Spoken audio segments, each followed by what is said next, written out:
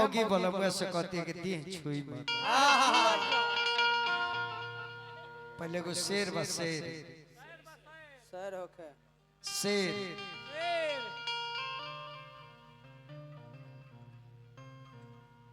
कि चैता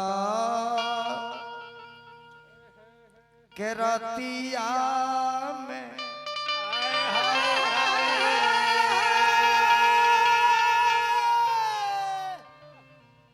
ले चलो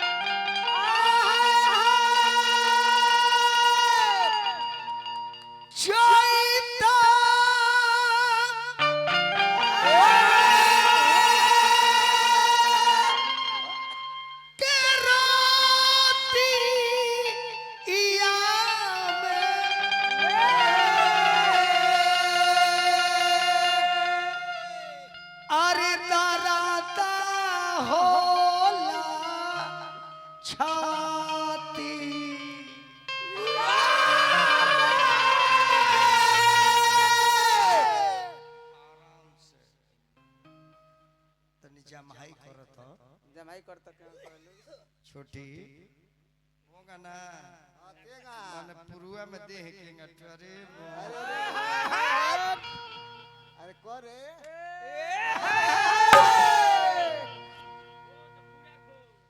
चैता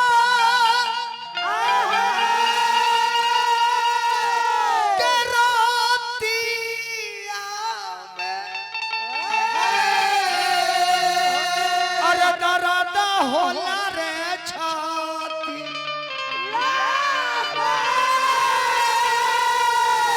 अब है जा बदोरा सा प्यार रे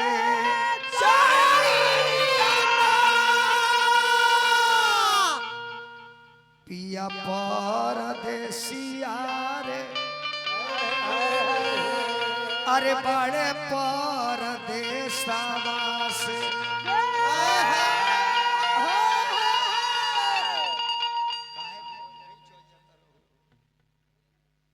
पिया परदेसिया रे अरे बड़े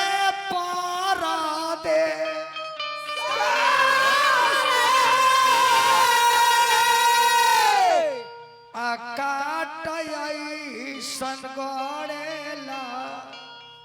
सिंगार रे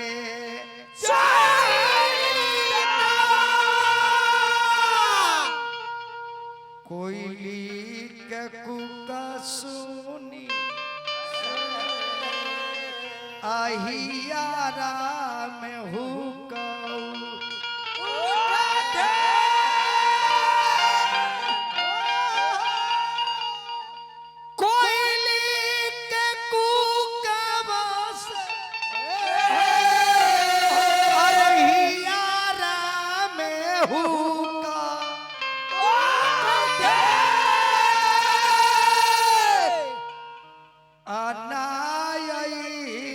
पियावा हमार रे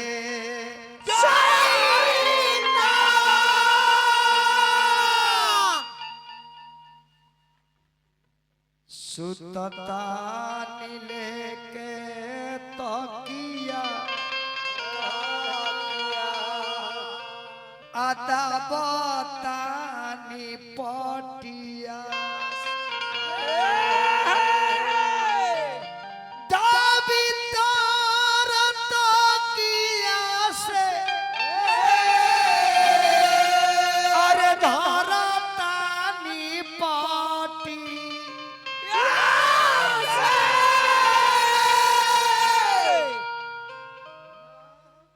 बगिया में आइल बा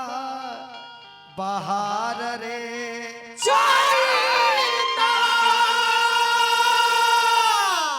मनु घर रहिते अरे मन के मनइते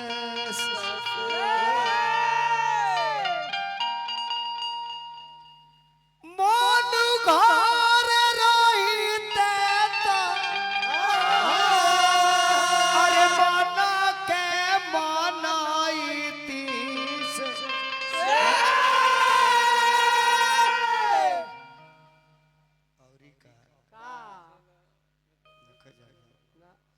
आसूती जाईती धाइया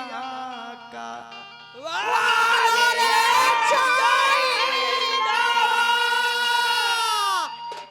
नौका चैत बा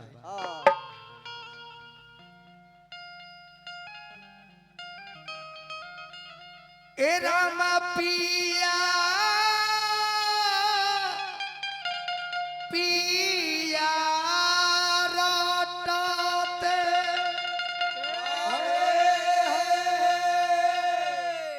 अरे पियारा भैली देहिया पियारा भैली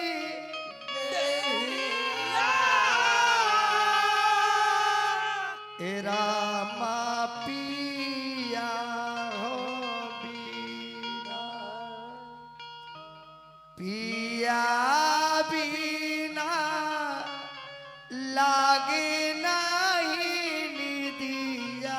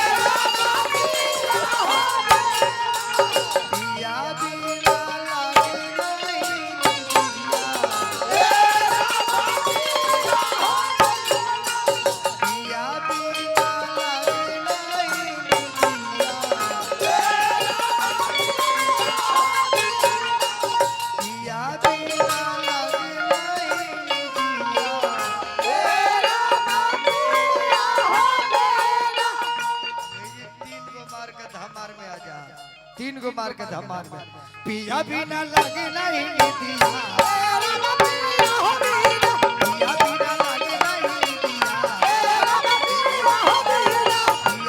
लगे नहीं दिया पिया बिना लगे नहीं दिया पिया बिना लगे नहीं दिया